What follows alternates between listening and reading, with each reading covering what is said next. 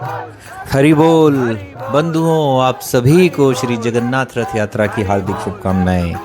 अब देखिए, जगन्नाथपुरी तो हम नहीं जा सके, लेकिन हमारे यहाँ रोहिणी सेक्टर 24 में जगन्नाथ जी का बहुत ही सुंदर मंदिर है और उसी की रथ यात्रा में जाने का सौभाग्य आज हमें प्राप्त हुआ।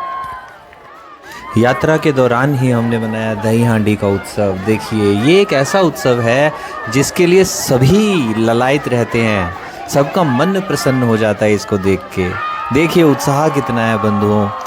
बंधुओं, श्री जगन्नाथ प्रभु जो है, हम भक्तों के लिए ही बाहर आते हैं, हमें दर्शन देने के लिए ही बाहर आते हैं, ताकि हम उन्हें मिल सके, अच्छे से देख सके, उनके सामने नृत्य कर सके, गा सके, और भक्तों के सभी मनोरथ इस रथ यात्रा में इसी तरह पूर्ण हो जाते हैं। बंधुओं, आप सभी को जगन्नाथ रथ यात्रा की हार्दिक शुभकामनाएं। प्रभु जगन्नाथ की कृपा आप सब पर सदा बनी रहे, ऐसी मेरी प्रभु से प्रार्थना है।